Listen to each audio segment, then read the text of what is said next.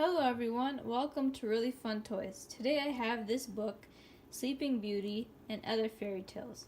I'm going to read Sleeping Beauty. Let's get started.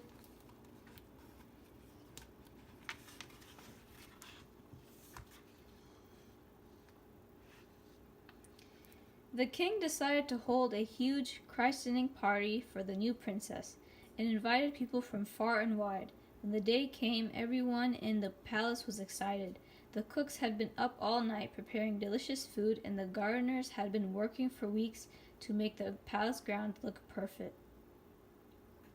The king and queen also invited 6 fairies to the christening party, whom they hoped would bestow special gifts on the new princess. One by one they approached her crib. "I bestow beauty on you," said the first fairy, gazing fondly down at the gurgling princess. "Joy," said the second. "Wisdom," said the third. "To be generous," said the fourth. "Health," said the fifth. But before the sixth fairy could bestow her gifts, the doors of the great chamber were suddenly flung open. There stood an old, ugly fairy that no one really liked and was secretly a little afraid of. "Why wasn't I invited to your party?" the old fairy asked, glaring at the king. "Well, I'm not quite sure," stuttered the king, looking down at his shoes, feeling embarrassed. Everyone fell silent. "I have a gift I'd like to bestow on the dear child," said the old fairy, walking up to the crib and looking down at the princess. "My gift to you," she began, "is that when you reach the age of 16, you will prick yourself on the spindle of a spinning wheel and you will die. And with that, she turned around and walked angrily out of the palace. The poor queen burst into tears. Then a lovely, clear voice rang out. It was the sixth fairy. "I haven't bestowed my gift yet," she said. "I cannot undo the terrible curse of the old fairy, but I can change it a little. My gift to you, little one, is that you won't die if you prick your finger on a spindle, but instead you will sleep for 100 years. From that day on, the king banned all use of spinning wheels.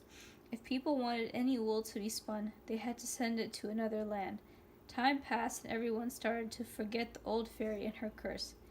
The princess grew to be beautiful, healthy, wise, and generous. Everyone in the country loved her.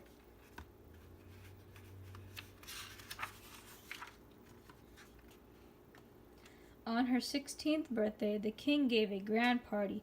For a present, he had a beautiful dress made for her. It was the first proper grown-up dress the princess had ever worn. It was a lovely green silk dress with an elegant high collar, and it was so long it reached the floor. The princess invited all her friends to the party. After eating a huge birthday lunch, they decided to play hide and seek. "You won't catch me," said the princess, running quickly away. Trying to find a place where nobody would find her, she climbed a stone staircase to the very top of one of the palace's towers. At the top was a small room where an old lady sat on her spinning wheel. She had been there for years. "How nice to see you, my dear," said the old lady with a warm smile. "What beautiful thread you're making!" exclaimed the princess. "May I try the spinning wheel?" She sat down at the wheel and began to spin, but as soon as she did so, the spindle pricked her finger. With a small cry, she fell to the ground and fell fast asleep. At that very moment, everybody else in the palace and in the palace grounds fell asleep too.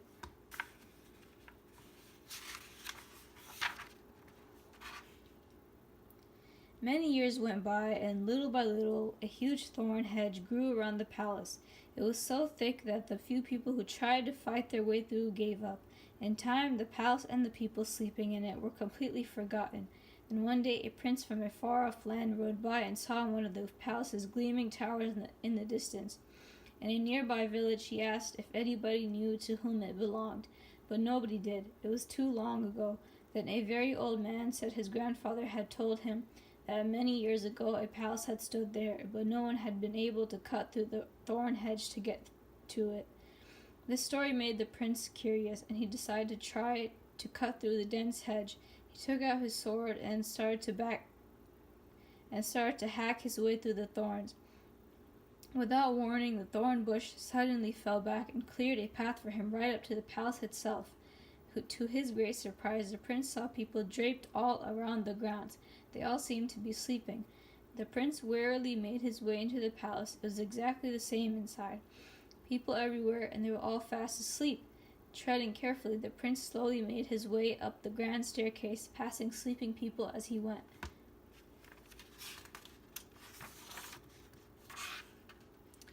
At the top of the stairs was a large oak door. He pushed it open and couldn't believe his eyes. In front of him lay a lovely princess, who was also sound asleep. She was so beautiful he gasped out loud.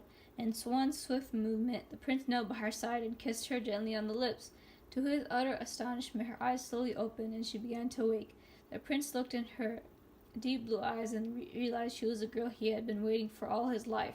At that moment, everyone else in the palace woke up too. It was exactly 100 years since the old fairy had cast her evil curse.